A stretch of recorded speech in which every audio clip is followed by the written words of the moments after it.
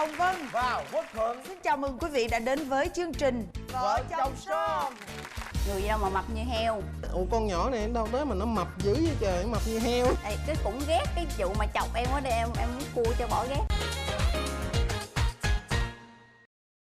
Xin mời quý vị dành một tràng pháo tay để đón chào cặp vợ chồng đầu tiên. Và mời hai em giới thiệu về mình. Em tên là Phan Hà Thắng Lợi.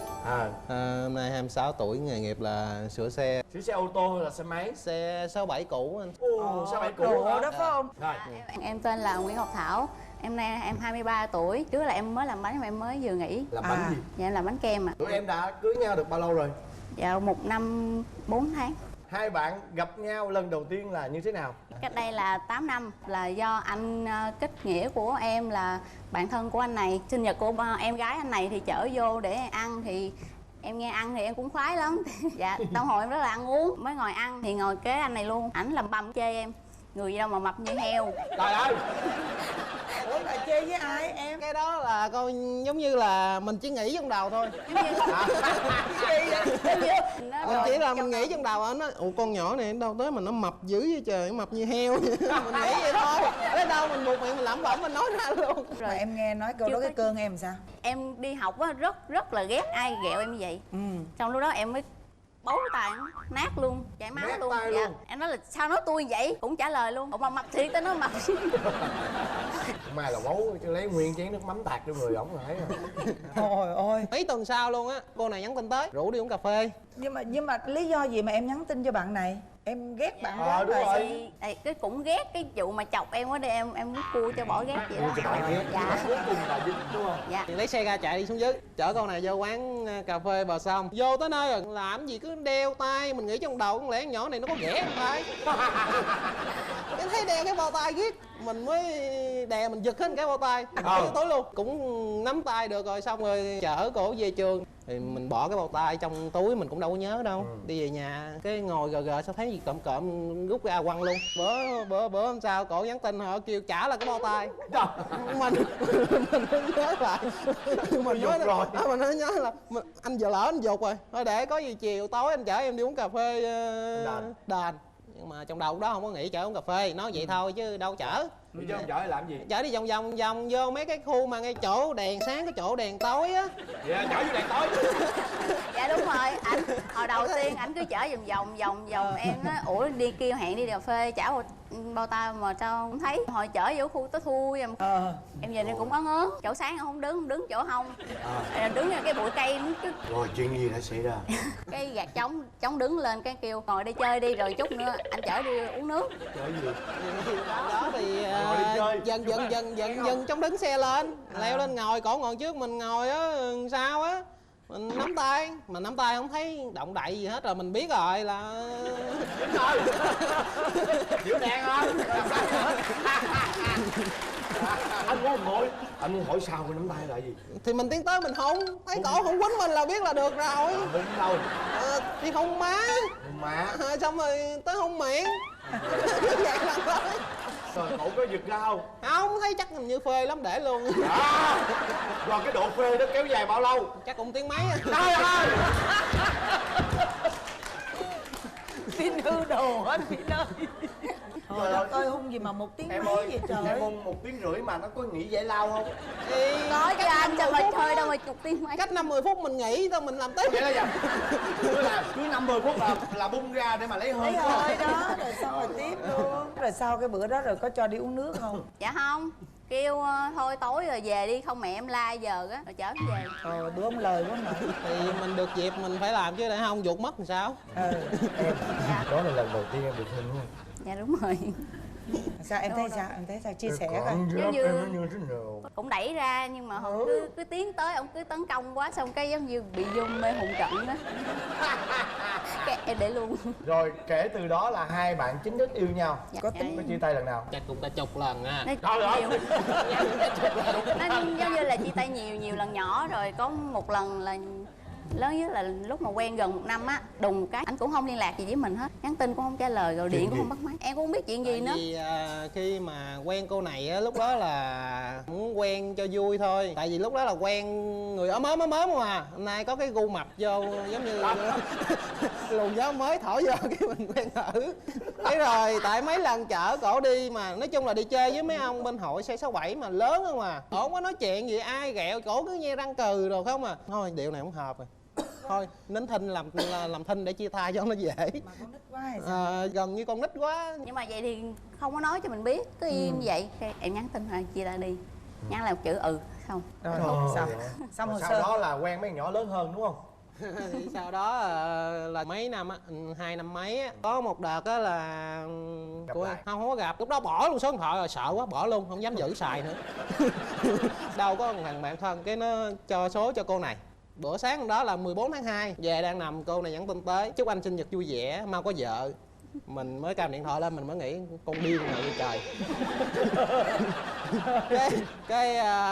Mới nhắn tin ủa hỏi ai vậy, cô này nhắn tin là em Thảo nè. Ủa Thảo nào, người ta quen nhiều quá cô không nhớ Thảo nào, mình không nói thiệt cái luôn. Nhắn qua nhắn lại cái chút xíu nữa nhắn tin là cái gì giờ ước gì có em gần đây. Rồi sao? Có xuất hiện không? Không, cô này nhắn tin lại nói vậy bữa nào mình đi uống cà phê. Rồi xong cuối cùng lúc ra có ra không? Dạ có, nói chung tình cảm thì vẫn có chút gì đó với anh này. Thì lúc đó nói chung em muốn cho ảnh thấy được cái hình ảnh bây giờ của em. Ồ. Dạ. Rồi sao? Rồi sao Sao? bạn này? Lúc Sốc mà lắm, sốc lắm, sốc lắm. sốc là sao, mập hơn hả? Không, ba năm sau gặp lại á, thì em ghét nhất là con gái mà mặt quần rách. Cái thứ nhất á là mặt quần rách, cái thứ hai là mặc áo hở hang mà nhìn xuyên qua tới bên trong em ghét. Móng tay sơn lòe lạc là em ghét lắm. Cô này xuất hiện y chang trăm đi luôn.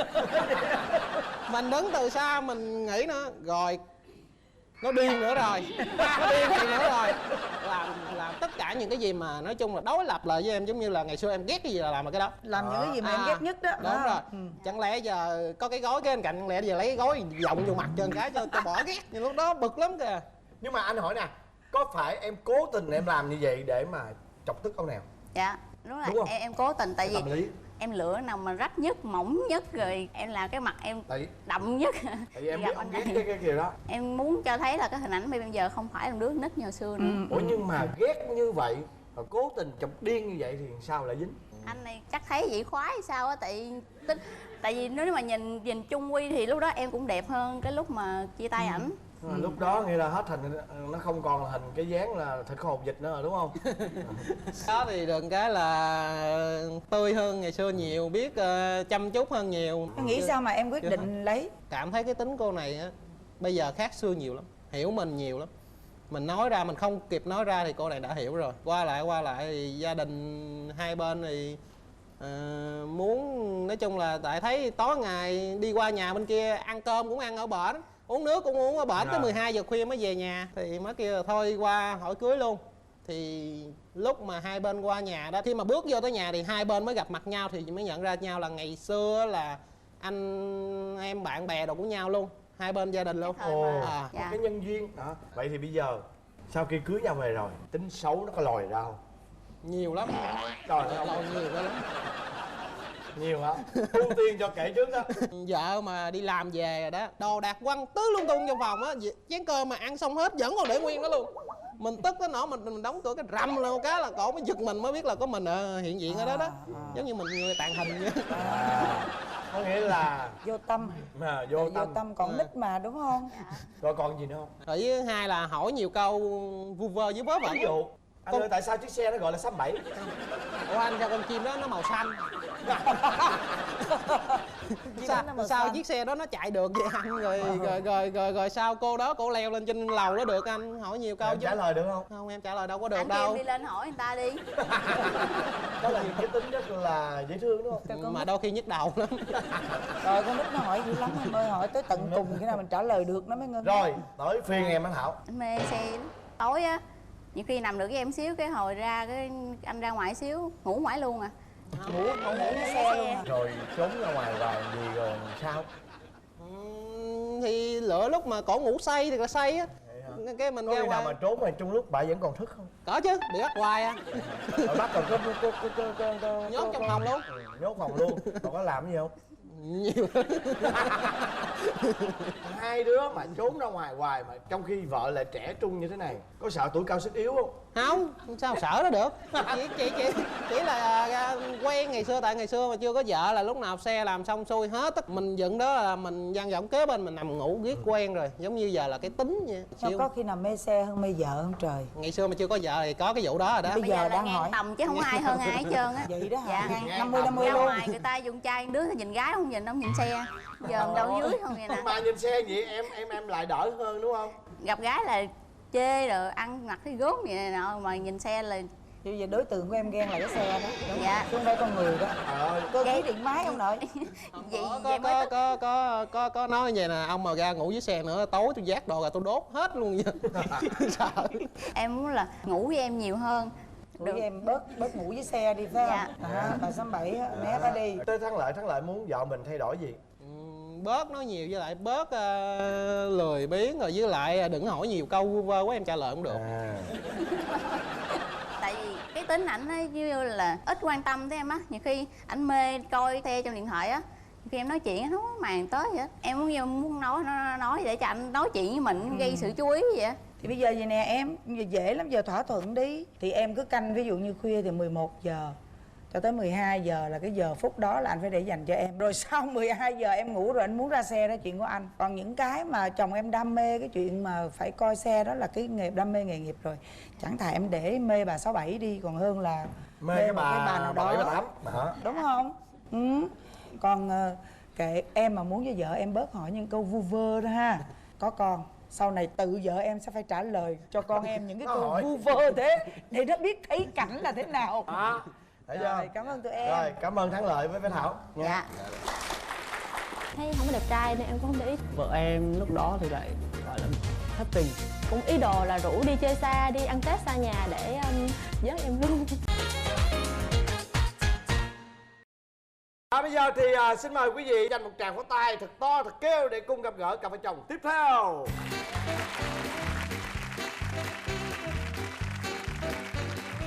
Cô vợ xinh quá. Chào hai em. Vâng, chào anh chị ạ. Hai em có cảm thấy thoải mái không? Cũng đang rất là thoải mái ạ. Thấy chú rể tự tin, cái còn em Dạ cũng hơi run. hơi run. Dạ. Cho một tràng pháo tay để khích lệ cô vợ. Mà hai em giới thiệu về mình. Dạ em tên là Trần Phúc Đăng Nguyên, năm nay em 27 tuổi. Em đang làm tại một cái công ty truyền thông. Dạ, chào anh Hồng Vân và chị Quốc Thuận. Quên. Anh Hồng Vân. Chào anh Thuận và chị Vân.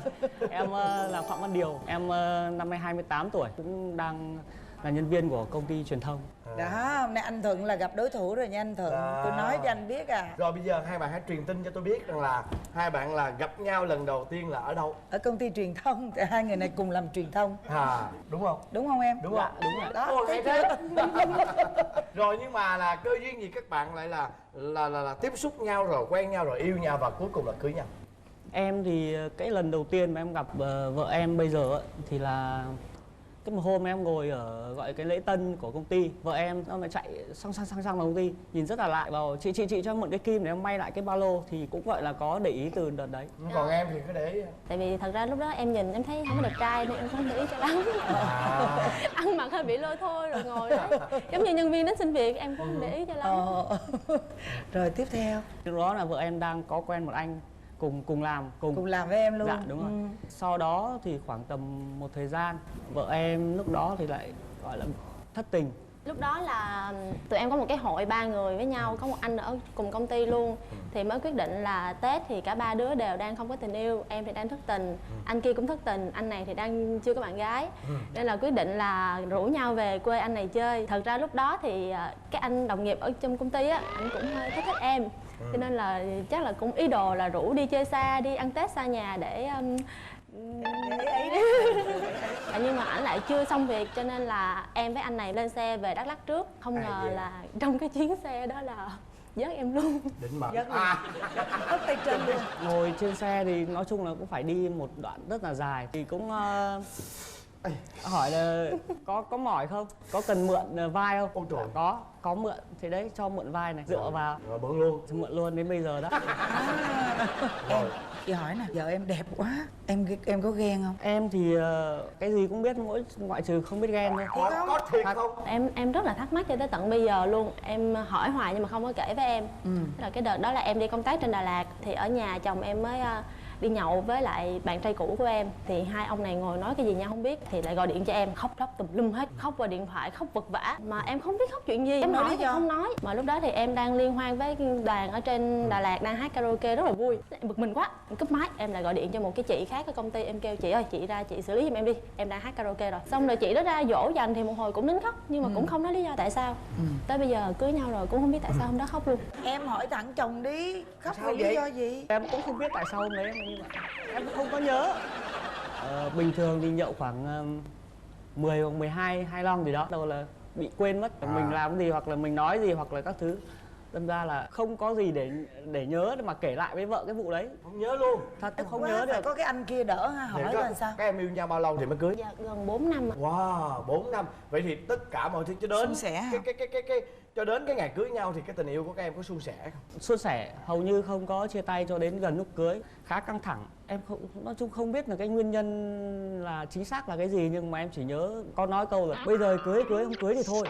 Mẹ vợ em bây giờ là cũng phải gọi sang ngồi nói chuyện. Rồi sao cái vụ gì vậy em? Tại vì thật ra trong suốt 4 năm tụi em yêu nhau lạ lắm, ít nói chuyện với nhau lắm. Tới cái lúc mà gần cưới thì là mới phải có nhiều chuyện để nói với nhau, bàn bạc rồi chuẩn bị các thứ. Thì vì nói chuyện nhiều với nhau cho nên nó mới xảy ra mâu thuẫn. Vỡ hòa ra một số mâu thuẫn. Còn trước đó là không có nói chuyện với nhau. Dạ. Chủ yếu là mâu thuẫn về cái việc phong tục á. Ở miền Bắc thì các phong tục cưới hỏi của người ta khác, rồi ở trong miền Nam thì lại khác. Vì chút xíu vậy thôi mà mém chia tay luôn đó. Dạ. Tại vì mình cũng nhận ra được cái là mình lúc đấy mình nóng quá. Mình nói câu đấy là lúc sau mình nghĩ lại, ủa sao tự nhiên mình nói câu đấy nhỉ?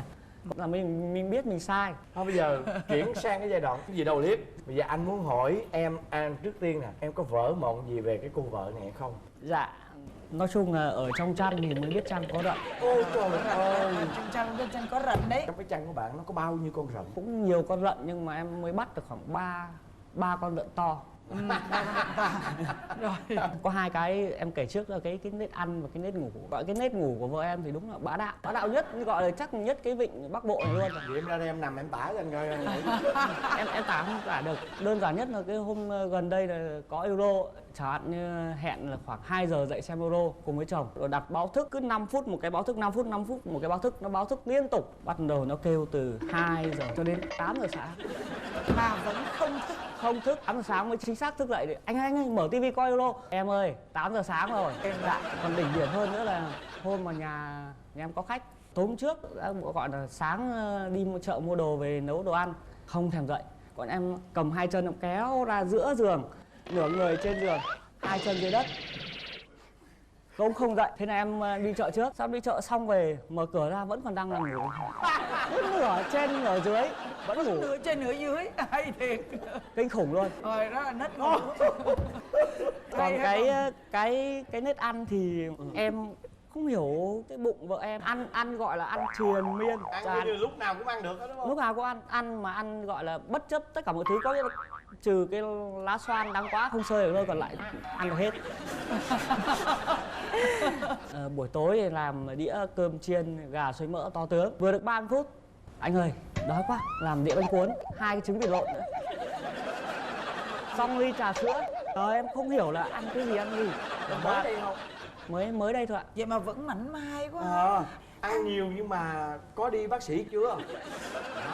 Dạ ăn nhiều đâm ra là cái chuyện mà làm đồ ăn nó cũng gọi là độc và lạ đấy. Khánh chuyên biến những món quen thành món lạ, là món trứng chiên chẳng hạn, là thịt, rồi là mộc nhĩ, rồi là lạp xưởng, xúc xích, cho vào trộn lẫn loại sờ ngậu, vứt vào lấy rồi chiên lên, mang lại ten trang trí rau thơm đủ thể loại đấy, xong đưa em ăn.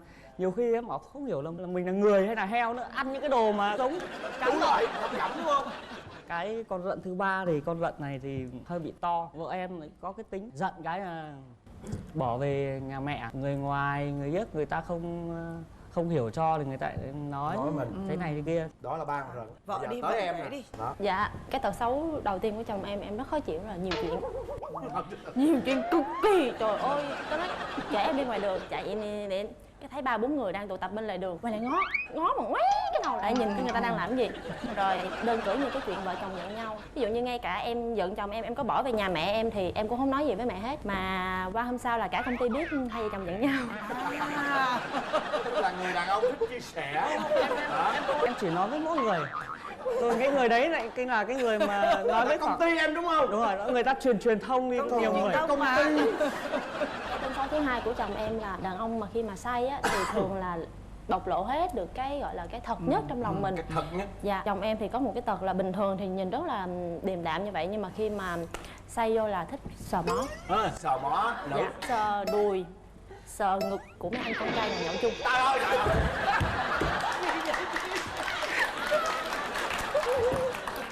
Tạ.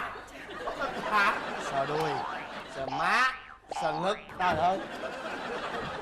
Em không hiểu tại sao lại kỳ cục vậy nữa, nhưng mà thật sự là như vậy. Dạ. Em nếu mà kiểu cái sờ mó va chạm một lúc nhậu thì em chỉ có mỗi một đối tượng là các anh quay phim ở công ty. Nói chung sờ mấy anh cũng được sờ mấy cô được. Thì đó là cánh tay vậy. Sao nữa?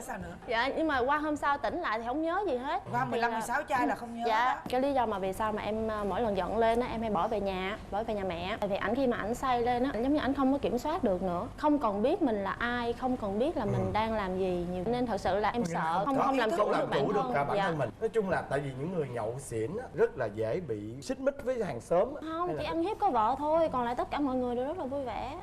Dạ, thương hàng xóm. anh này là tụi em mua nhà chung cư chưa xây xong là đã có một cái hội hàng xóm với nhau, là hàng tuần gặp nhau ăn nhậu rồi. Nào mà nhậu với ông hàng xóm kế bên rồi cứ sờ mó ông hoài rồi bị vợ quýnh không trời. Thực ra em là một cái người rất là thoải mái, thậm chí là em còn thích là rủ bạn về nhà em nấu đồ ăn cho, hoặc là đi mua ở ngoài về ăn rồi em dọn dẹp cho. Nhưng mà em chỉ mong một cái điều duy nhất là uống thì phải biết chừng mực. Cái gì cũng vậy, tới cái ngưỡng của mình biết là mình sắp say rồi thôi mình ngưng. Cứ sợ tao uống hết bia hay sao. Em bây giờ chỉ cần em có bé bia thôi, tự khắc ông này em sẽ bớt. Thì chị nghĩ như vậy nè, ví dụ như bây giờ đầu tiên chồng chưa tự control được á thì em hỗ trợ đi. Em cứ điêu trước nó mọi người ơi, khẩu phần mỗi người là 5 lon thôi nghe. Chị nghĩ là như vậy, nó đơn giản thôi mà. Là đó, như vợ em nói em đó. Nhưng lúc mà em vượt ngưỡng là em mất kiểm soát, mà lặp đi lặp lại một cái là nó sẽ tạo thành một cái hình ảnh rất là xấu. Hai người cùng làm chung một công ty, nó giống như con dao hai lưỡi vậy đó. Hoặc là các bạn cùng tiếng, hoặc là các bạn sẽ bị chi phối bởi rất nhiều thứ. Đó, cho nên là tiên là các bạn ấy là một cái khối đã. Ví dụ như vợ nói là vợ về nhà mẹ đã không ai biết, nhưng mà ngày hôm sau cả công ty biết là do lỗi của chồng. Chồng chia sẻ làm gì. Rồi, cảm ơn hai em. Dạ. Rồi, chúc tụi em hạnh phúc nha.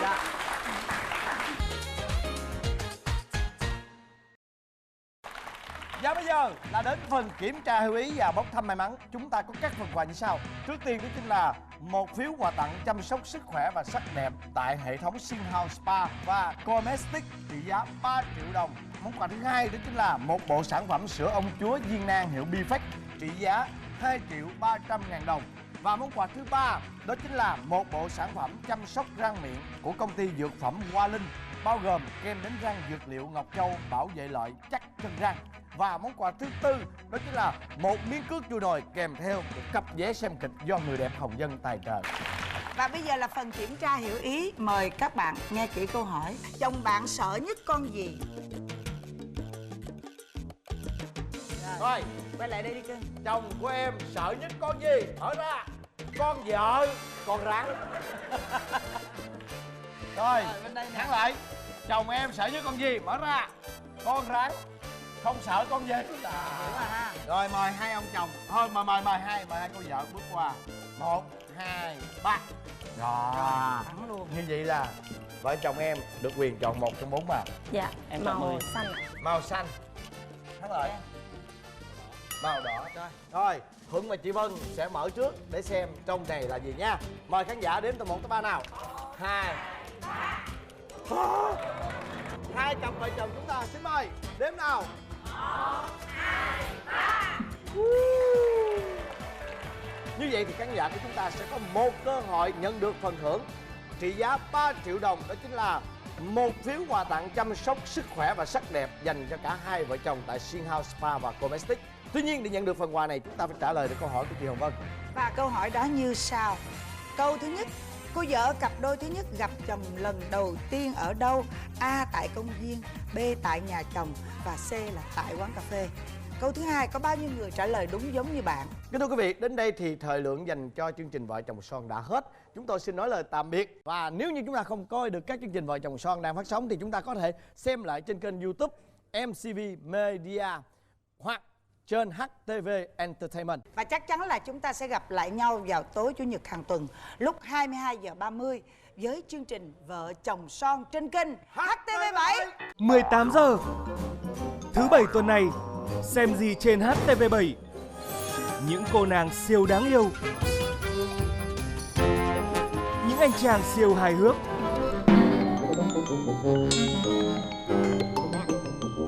những chuyến đi thú vị, nhưng cũng lắm gian nan. Con đã lớn khôn, 18 giờ thứ Bảy hàng tuần chỉ có trên HTV7.